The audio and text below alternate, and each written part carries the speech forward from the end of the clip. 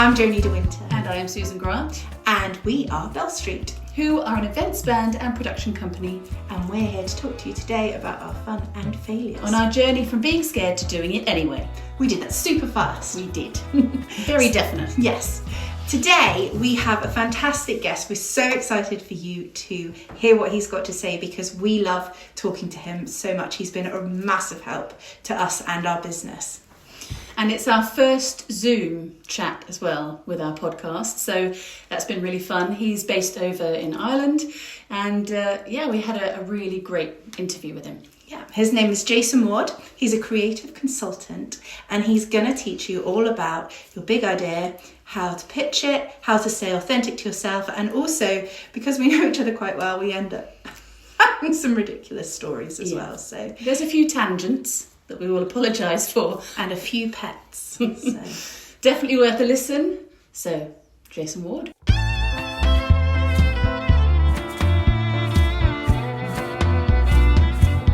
So first of all, shall I be serious now? Shall I say thank you so much for having me on your podcast? I really appreciate it. Well, and I love what you two do. And I think that you two are actually an inspiration to many people. And sometimes it's quite difficult when you're in the middle of doing it to realize exactly what you're doing and how far you've come and how much your story and journey also inspires other people. So never forget that because you've done and achieved so much. And the fact that you think that anything I've said or done has helped you is enormously gratifying for me. So thank you. Now, I started my career a long time ago as a dancer in the Jenny set at the 1984 or 5 Camberley Civic Hall Panto featuring Davy Jones from the Monkees and some woman called Tessa who'd been in Triangle. Yeah, that was my first professional job. And then I went to college and then I worked in theatre for a while, had my own dance company. I also taught dance at Pineapple, and then I went to work on cruise ships. And I made a career out of that, really, as a performer, as a choreographer, as a creative, as a manager, and then ended up being corporate, managing the entertainment development across 2 brands, Cunard and P&O. And then when COVID happened, that was the end of that. And so then I started helping other people. And it really happened by accident. I posted on LinkedIn that I was available. And a load of people contacted me off LinkedIn and said, could you help us? And that's what I did. So I set it up as a business. Then I met these 2 amazing women who not only have like families and all sorts of other shit going on, but decided to write the most hilarious musical I've pretty much ever seen. Actually, can I say second most? Yes. The second most, because the funniest is obviously the Book of Mormon, but then Hugh the Musical is not far behind that. And then I met you 2 as well. We met in Boscombe. Glam. Because we signed up to your course and it was March 2 years ago. We got stuck in the most horrendous traffic coming down. And we were so nervous about coming. But we'd just seen it on, not one of us had seen it and gone, right, come on. We're going to be serious about what we do now. Let's push ourselves out there. And it was called, what's the big idea or something like that? Creating the Perfect Pitch. And that was at Tosh in Boscombe. The old schoolhouse, yeah. We were starting to promote Hugh the Musical and we wanted to be able to pitch it to people. And that was basically why we went. And we turned up late and we were just so mortified because we'd had to drop children and stuff and we were there and then we couldn't park. But that's where it just, it started. We were very inspired and we still struggle with the big idea.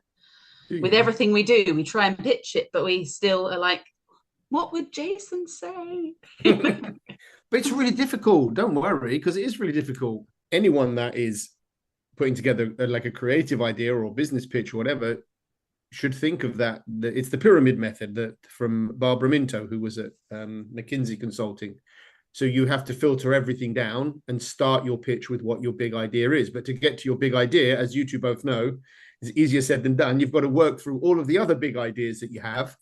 And it's about working out what your show, what your story, what your business idea, what it is actually about.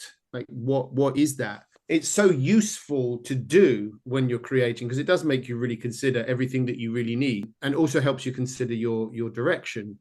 And I think I probably said at the time when I did it, I learned it because I did such a bloody terrible presentation when I was at Carnival UK, and I'd been negotiating with English National Ballet. I'll just drop a quick name there. So I had contacted them because I'd been challenged to find some cultural activities for the Queen Mary II's transatlantic crossings. English National Ballet had a really good outreach program. So I had been negotiating with them and basically said, we've got a cruise ship, you've got some dancers, let's get together. And they were like, yeah, let's do it. And then I put this whole program together and I presented it to the executive and my sort of leadership. And they rejected the idea out of hand. And somebody said to me, listen, it's a great idea, but you presented it wrongly, because I had presented it as ballet because it's ballet that I love, and gone ballet, all this lovely ballet, but they weren't interested. And what I had to work out was what was the big idea, and that's when I learned this about the pyramid principle. And the big idea of that was a partnership with a really established and well-known, successful cultural brand. That was really the big idea. It could have been English National Ballet, it could have been someone else. We went on to do it with other people as well, the Oliviers, and now with they're doing it with the Royal Shakespeare Company as well. But the concept is exactly the same. And it was the big idea wasn't the ballet. The big idea was the other things behind it. And it was very helpful for me to go through that painful, horribly painful experience and be told this wonderful idea that I'd been creating and I thought was just brilliant was actually shit. That's how we met in Boscombe talking about ballet. How many people can say that in their lives? Not many. Not many. And then we've used it a lot. Have you? We've tried to use it a lot. We always draw the triangle and then we try and condense, but it's something we're still working on learning. We had a meeting a few weeks ago because we like to come back to you just to check in with life. And what you have done is given us a structure that we look at our next project and go, oh, okay, so we want to do this and this and this and this. Hold on. What does the audience want? What do we want? Right. And recently we were going through names for different things and you'd said, no, too much. No. We're like, oh. And it's difficult when someone says no to you. Well, but actually stripping it back and just keeping it authentic and to the point is really good. Right. So I think there's two parts to that. First of all, authenticity, absolutely. You can't be something you're not. Funnily enough, I'm reading a book at the moment called How Sondheim Can Change Your Life by Richard Scotch. I'm not sure how you pronounce that, but anyway. So this morning I was reading the chapter about Sondheim's early shows, and he's talking about Anyone Can Whistle, which has great songs in, but it flopped. It lasted 9 performances when it first opened. Why was that? Because it took the piss out of the audience in its original production. The end of the first act, the actors took the piss out of the audience didn't like it. So that's what you're doing, has to have respect for the audience. But the second chapter that I read was about Gypsy, and what the writer was saying is that when you're a stripper, basically you are you. There's nowhere to hide. You have literally stripped away all the artifice and it is you.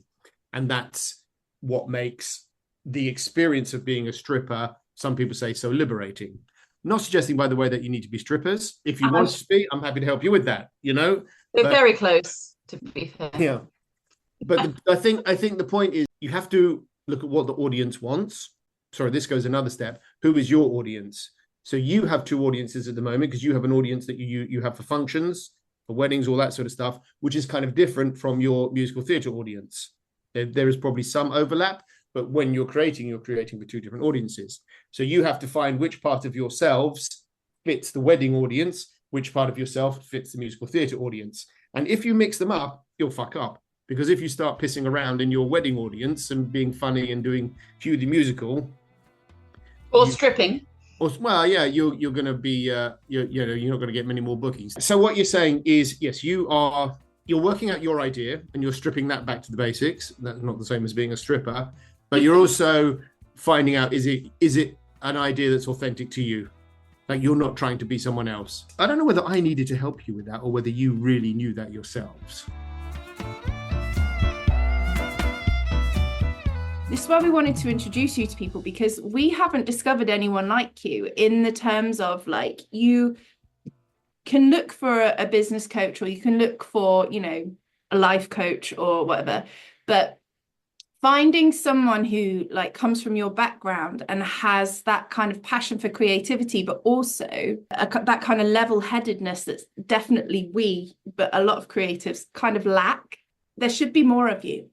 Or you should be making more money. Let's clone Jason Ward. I mean, we did need to talk to you about that, because we've talked to business coaches, we've talked to other people, and there's a certain kind of understanding that has to come from someone who understands what it feels like to be creative and want to still kind of have that authenticity. But it is also for like you, I mean, why be a dancer? Why push yourself out to why me personally, or why anyone? No, I'm just saying, as a collective of creatives, we put ourselves into these exposing positions because it's inside us and we can't do anything else, and we can get so carried away, and quite often at some point we're told we're not good enough, we're not this, we're not that, we're not the right shape, we're not the right height. It can be exhausting.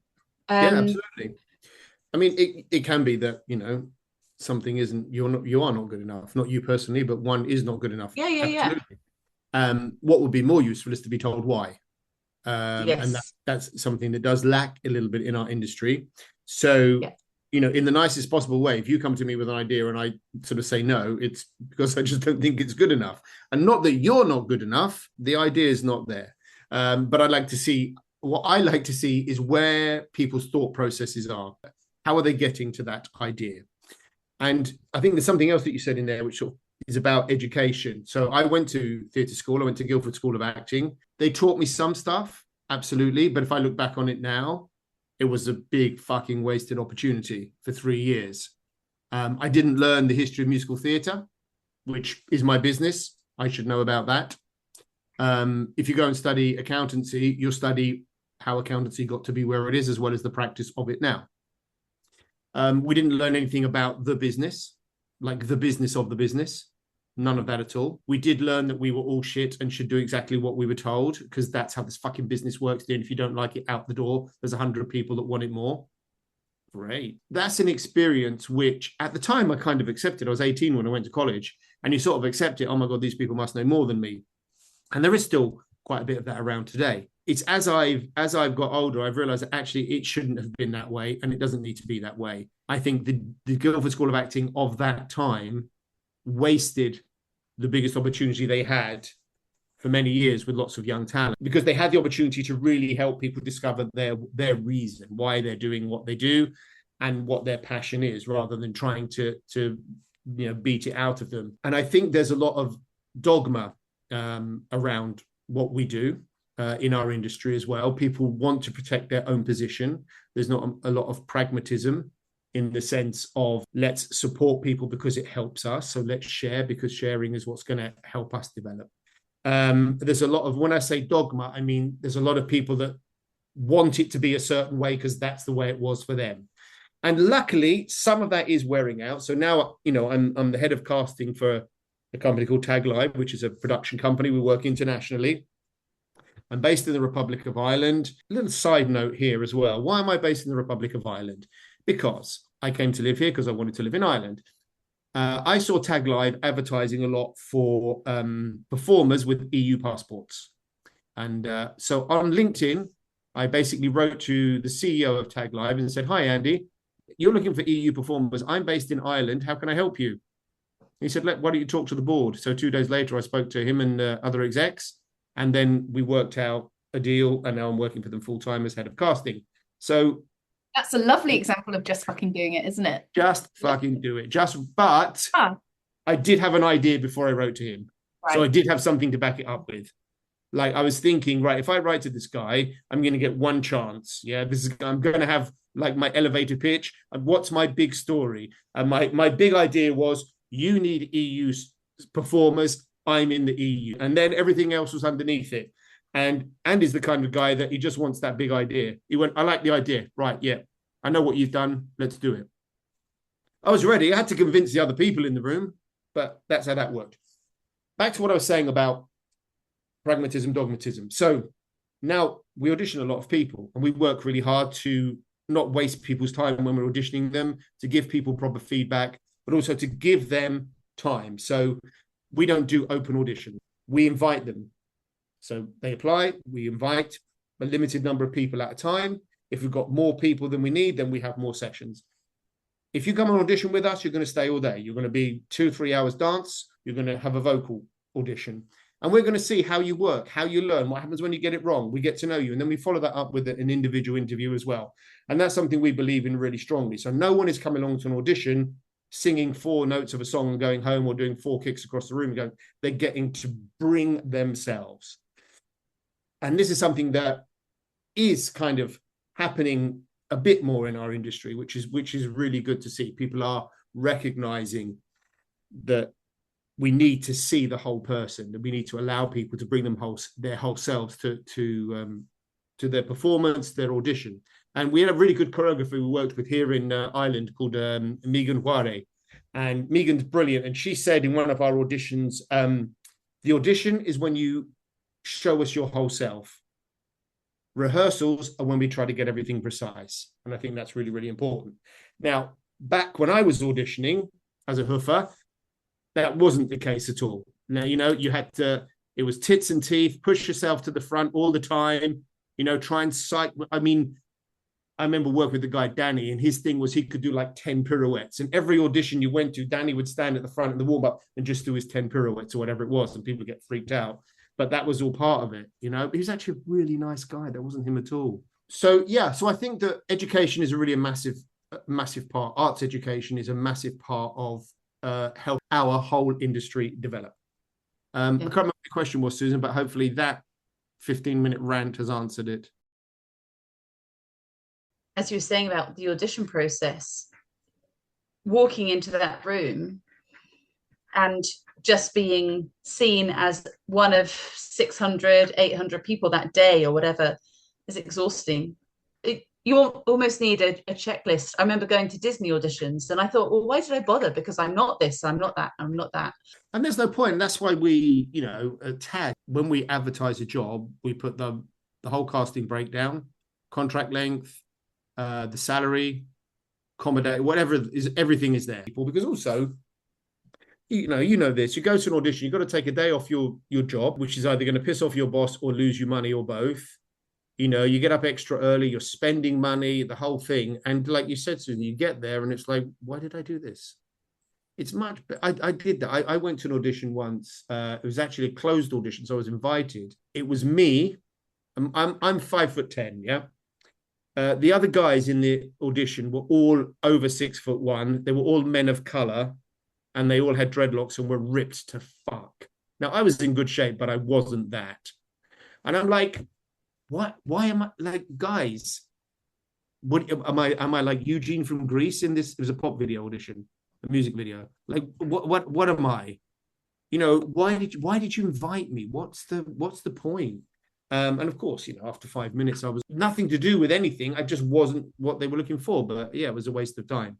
But there are ways to not do that. I've been lucky in the experience I had. I worked hard to get it, and I made lots of mistakes, and I had opportunities that I missed out on for various reasons. And I look at that, and I think, I want to help people not miss out. So I remember when I was auditioning, I had a real panic one year. Nothing was happening. And I'd done a panto for a really big panto producer called Ian B at the time, who did pantos like everywhere. And it got to the middle of the year and I was like, nothing was happening. Nothing was coming. So I phoned them up and I went, listen, I've worked for you for 2 years. Have you got anything this Christmas? So this was probably in like June, July. They went, yeah, whatever it was. And they gave me a contract. It's like, great. Phew, got something coming up. 3-4 weeks later, I was offered My Fair Lady, which is a national tour directed by Simon Callow and West End. I was like, all right, I've signed for panto. And the agent called me and said, listen, they've offered you the job. I said, well, I've got this panto. Can you help me? Went, I don't know if I can do that. You're going to have to do it. And so I did the panto. I didn't do the My Fair Lady, didn't do the West End, didn't do any of that. If it happened now, I'd be to the panto producer, go, fuck off. I've got a much better job. Sue me, do whatever. When you're a young performer like that, there's no one to tell you that actually you have the power. And I said this to some people in audition a few weeks ago, like, as singers and dancers, you're made to feel a lot as if you don't have any power in this industry. And you probably feel the same thing, when you're looking for work, either for the wedding function part of what you're doing, or for your creative work. At Tag Live, we produce loads of shows, hundreds of shows. But if there's no one to perform them, we've got nothing. We've got a PowerPoint fucking presentation and some rough tracks. That's all we have. And we need the talent. So we need singers and dancers and presenters and performers and we need that. Otherwise, we've got nothing. It doesn't matter that we've got a contract worth millions with TUI. We can't do anything in their 8 resorts across Europe and the Middle East if we've got no one to be there. And this is, once again, something that's really an easy fix for people to start saying to performers and to creatives. You do have that power. Cameron McIntosh, massively successful, massively clever man. But if no one had written any decent shows, he'd still be producing, fucking third-rate tours of Pirates of Penzance. We'd probably be doing Jersey Boys tributes now, but do you know what I mean? But he wouldn't be worth 20 billion quid or whatever. Why do I do what I do now? It's because I want people to realize this. I want people to understand you do have some autonomy. Yeah, it's difficult, but you have some say in this, and you don't have to accept, rubbish. Don't work with people if they treat you badly. If you want to work with someone for a year, don't work with them for a day. Just don't. I mean, you spoke with Linus, didn't you, from Awkward Productions? Yes. Like, he's had a journey. He really has, and now he's selling out weeks in New York with the Gwyneth Paltrow show. And I saw him in a studio theatre in Poole, like you probably did as well, yeah? Yeah. We saw them in London. Oh, sorry, excuse me. And yeah, we spoke to them. They were so kind. But we're hoping to speak to them. They're on our list. Yeah. They're brilliant. They've been through it though, and they deserve it. But the other thing with them that's a really good example is they were on a really busy trajectory. Joseph was still working. If I think at the time that I saw them, and probably when you saw them, Joseph was still working British Transport Police, right, and doing like night shifts and whatever. But they took the time to share what they knew with someone else, and they weren't hiding anything. They weren't saying, "Oh no, this is ours, you can't have it." They were, "This is ours, take what you need." Yeah, because they still have it. They didn't lose anything by doing that. I think that's really, really important. Something we've been talking about, it seems to be like a theme of our guests for this season, really, is that kind of how gatekeeping just isn't cool anymore, and we were talking, someone said, women are kind of taught that to kind of gatekeep because, but actually it is everyone, and it is a lot of people, because I guess money and gigs are sparse. And I think it seems to be something the universe is showing us at the minute, is that whole, the more you share, the more you network, the more you talk, the more you don't hold on to things, everything opens more. Yeah, I agree with that. I think there is a certain amount of gatekeeping in our industry, and I think it's to do with class and finances. Basically, the more money you have, the easier it is for you to get through those gates. Just the way people speak, the language that they want. It's very easy for, I'm not going to name someone because I'll probably get sued, but very well known. You just go. Very well known, say, creative actor, director, writer type person who, in an interview, she said, "I just had to hang around in London. I just had to keep like hanging around and just waiting for that opportunity to come up and all that." It's like, yeah, of course you could fucking hang around in London because your daddy bought you a flat. Everyone else was fucking working down Starbucks, love. And that is gatekeeping. And that's another part of the industry which is difficult to correct. I was working with a brilliant female creative who's actually originally from Croatia but now lives in the UK. And I'm not going to say her name because with anyone that I speak to, I don't share too much. But the essence of it was she's getting frustrated because she's written and performed this great show, just like yourselves. She's performed it in like fringes. She's won awards for it. She wants to go to Edinburgh. And she's got to work full time to support herself. And she can't afford. She's like, "Oh my God, I'm going to take 2 weeks off work. I'm going to have to put this many thousands in, whatever it is, to go to Edinburgh." And And I can see these people doing it. And I'm like, listen, this is where I had to say no to someone. When it's not going to be your dream. You're not going to be that person. Not right now. Because you don't have $8,000 to spend right now. And you're probably not going to. Because what she's thinking about, should she get like a full-time, if you like, proper job? And I said, well, yeah, why don't you? Actually, why don't you do that? You'll get a full-time salary. You're still young, so you've got the energy to do stuff in the evenings and the weekends and work on it. You'll get paid leave. So if you want to go and do your show somewhere, you can, but also you've got time to plan. Now, I never tell people to give up like creativity, but let's be realistic. For her and for many of us, you know, we need to have an income, you know, if we don't have a private income. And I think that side of our industry, there's a lot of gatekeeping there, because it's very easy, if you've never been in the situation where you're really scrambling to make a living, just to say, hey, Joni, why don't you come and see me tomorrow at 11 o'clock in London? And Joni's like, oh my God, how am I? God, oh, that means I've got to get the train at 7, which means it's going to be a peak time train, which means it's going to cost me more than my car. But if I don't go, that's not fair. But if you've never been in that position to think that someone's thinking that way, then you are, maybe not on purpose, but by default, you are gatekeeping. It could be, Joni, what would be a good time for us to meet and where would be convenient for you? That's what we do in another industry. You wouldn't say, meet me tomorrow. So I think there's a lot of sharing which goes on, which is good to see. And we should encourage that at all times. But at the same time, we have to be aware of the realities, and we have to make allowances for that as well. And I think that for me is one of the biggest frustrations. And I never really understood what that meant actually till I went to college. And then when I left, and I had performance contracts lined up, but I still had to work in the summer between leaving college and those performance contracts when others didn't need to. And so I think that's something that we should acknowledge as a business as well, that we have to do more to help people that are talented. Same in the music industry as well, isn't it? Yeah. About people who are trying to get signed or radio.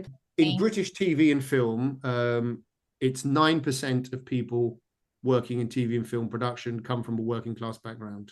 Mm. And that's just, frankly, that whose story are we telling?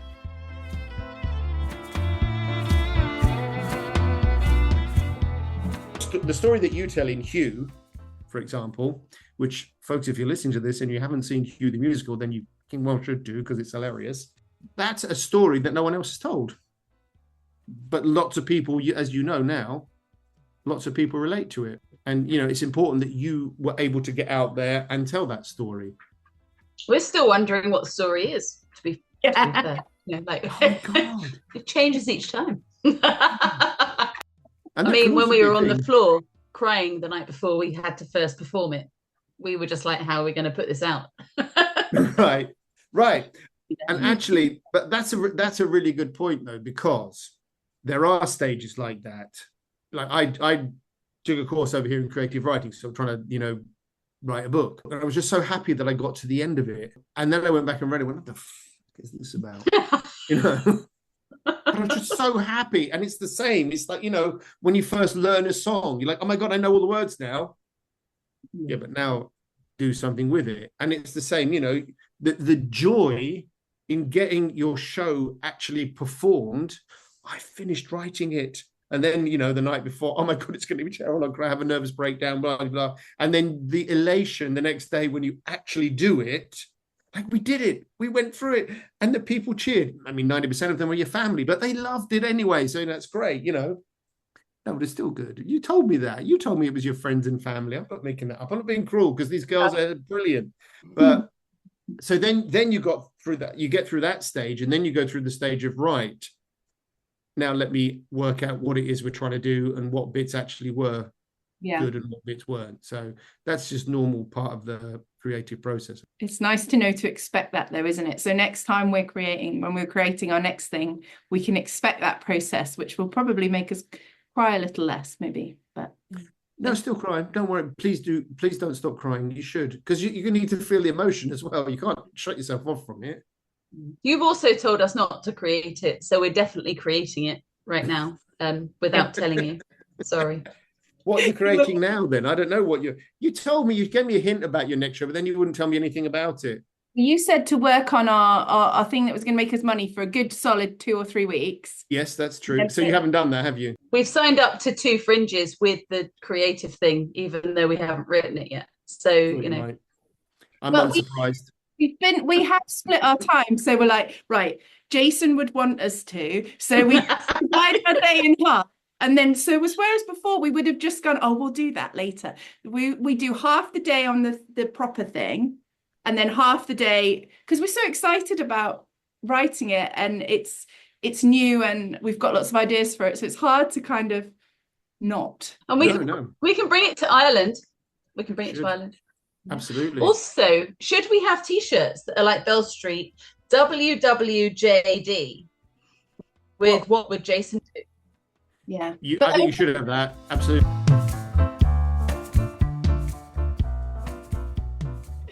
So I know you've got really limited time, and we always get really distracted, but tell us about Have you got a serious question?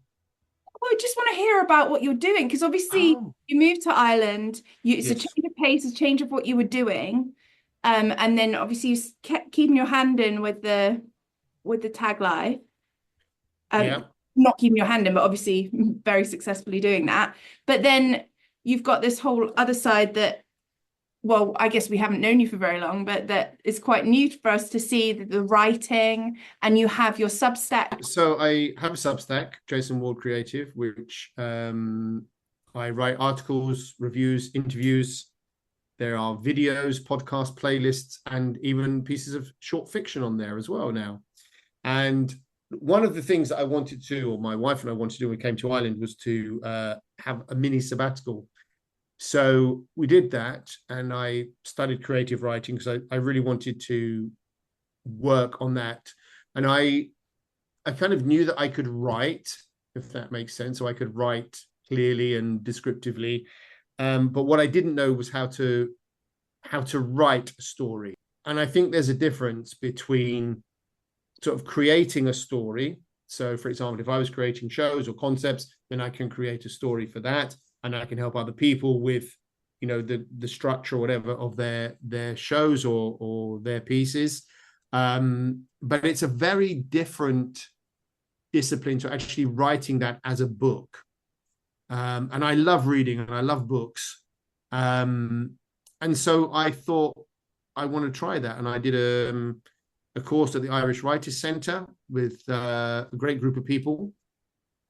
And that was basically, you know, you had to present pieces, and you've got challenges that you're given and homework that you need to do, and you're reading other people's pieces and trying to understand why these pieces might be good and why they're not. And then the same about your own pieces. And then so I started to then work on just sort of writing ideas that came into my head as much as I could. I entered competitions. I had some pieces published in literary magazines. And then I self-published a collection of short stories called Love, Hangover and Other Stories, which is an ebook available on Amazon and all other good bookstores. Love, Hangover and Other Stories. So there's 11 short stories in there.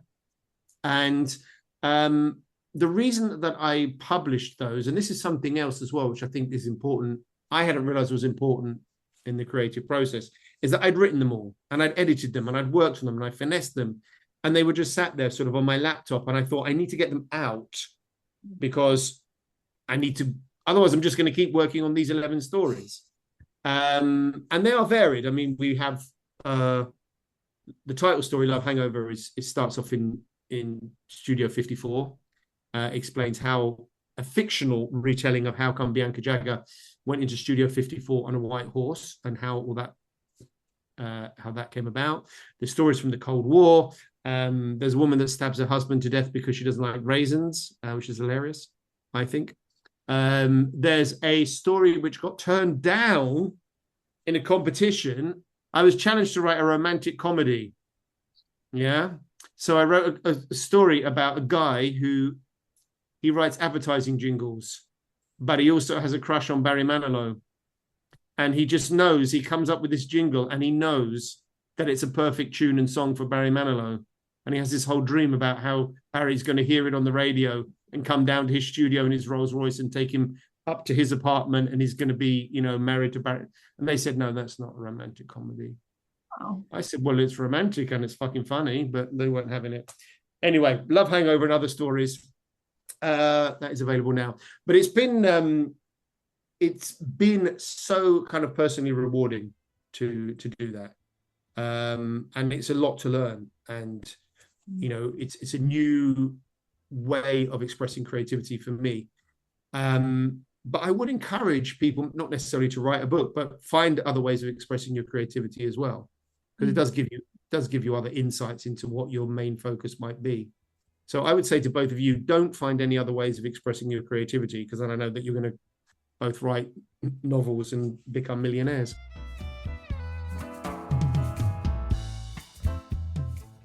As someone who does, and it does sound like you jump in and go, where is that opportunity? Right, I'm doing that. If you are dealing with someone new, if somebody isn't sure whether to step in to a creative future, what would your advice be to somebody?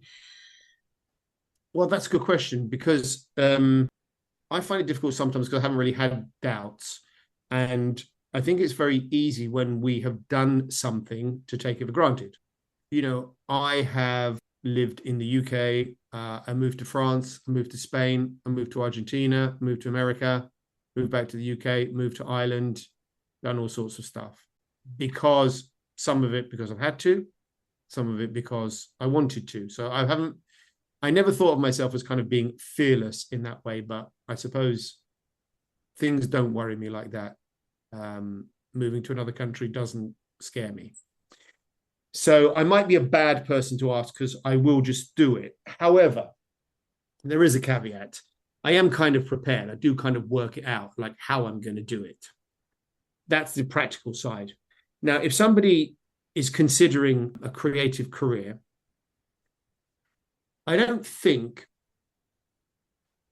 anyone that's had any kind of success in the creative fields has ever doubted that it's what they wanted to do.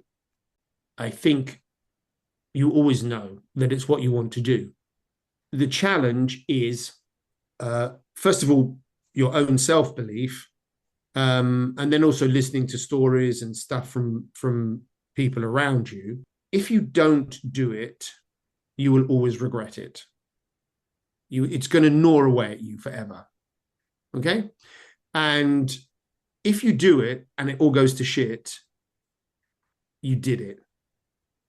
So just fucking do it. Like, why are you asking me? You know, what if you need that level of kind of, I know this sounds really harsh, and I'm not trying to be harsh, but like what we do as creative people is completely vital to the world.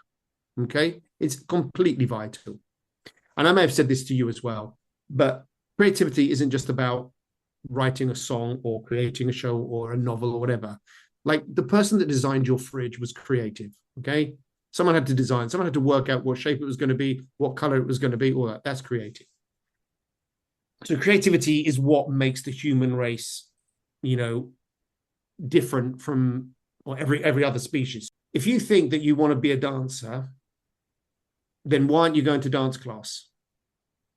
I don't get it. So so then tell me what the obstacles are, and let's work out a way of doing it. And there are obstacles that we've spoken about as well. There are financial obstacles, there are background obstacles, all of those things.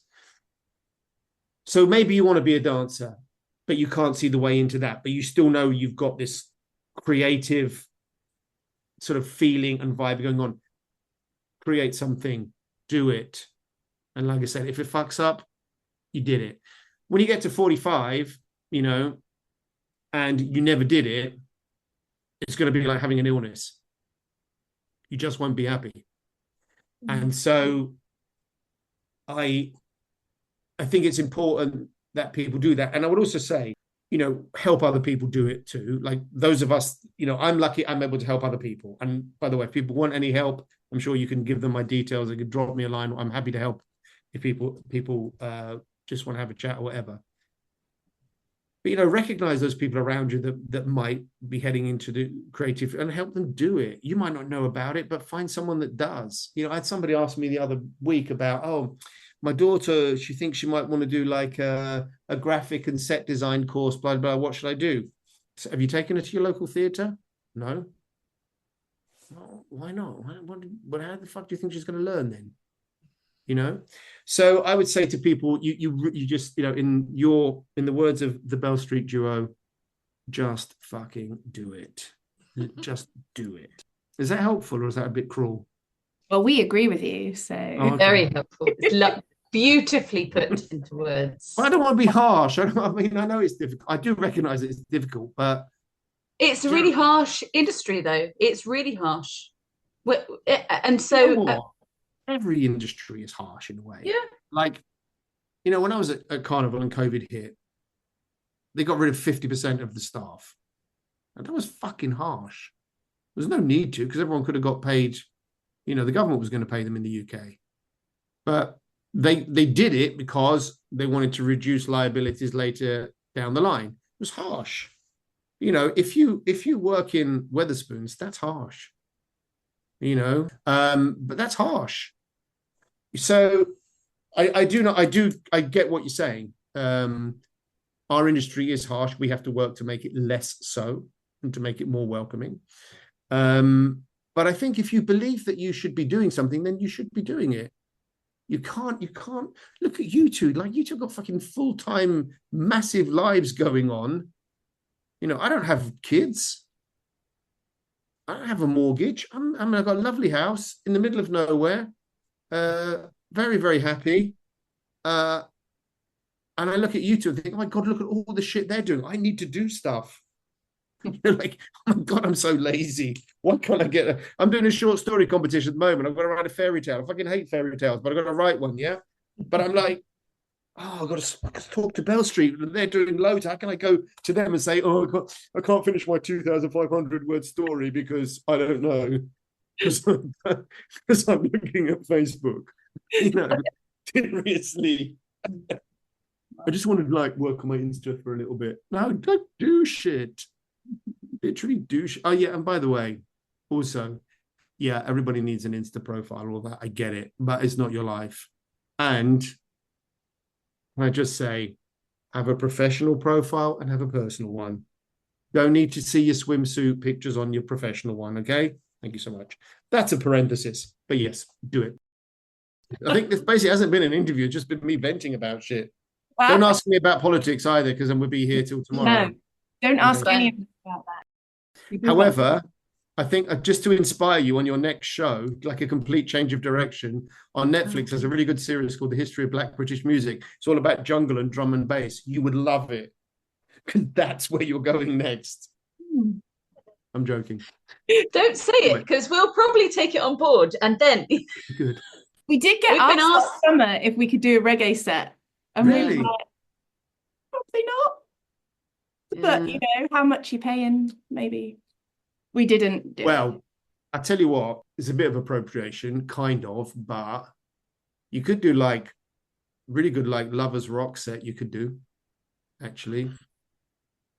Lovers Rock, soft, almost calypso, romantic reggae.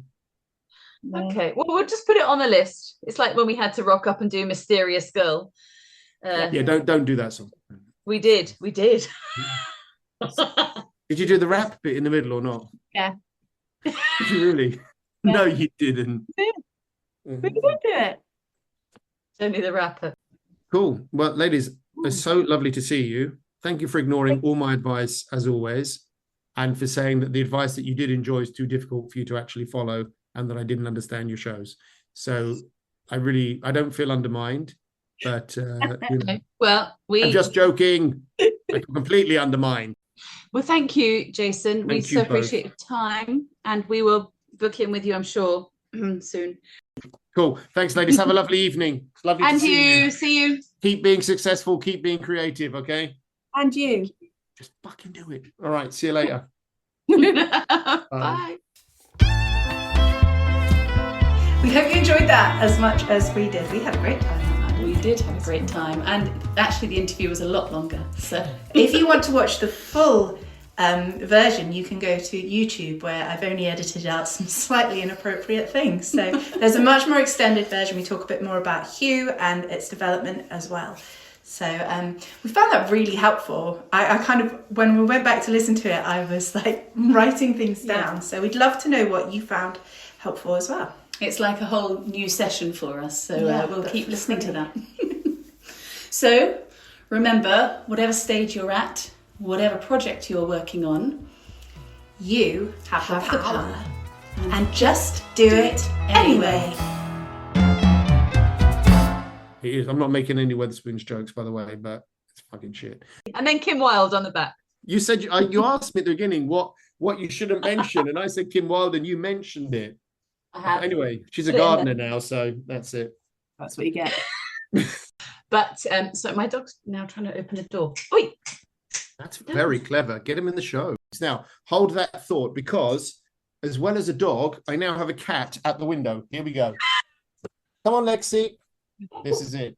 Look at this. Welcome to the menagerie. Lexi, say hello, because you're so pretty. Aww. That's it. Go on, go and get some food. Right, sorry about that. This is a great blooper reel. Go on, off you go, love. There we go. Just Go on. have a pet section, a stripper section, and a pet section. My dog is now drinking and tap dancing across the floor. So if it comes through, I I don't tell you, know. this dog needs its own show, honestly. Get him on Britain's Got Talent. The tap dancing drinking dog who opens doors. Yes. I've seen worse acts than that at showcases, I can tell you. We joke about the fact that you have said, "Oh well, I'll give you advice and you'll just ignore it." But we don't. This podcast is like a really good example. When you said to me, Exactly. "We're going to do a podcast," I went, "You shouldn't want to do that. No, that'll take forever." Yeah.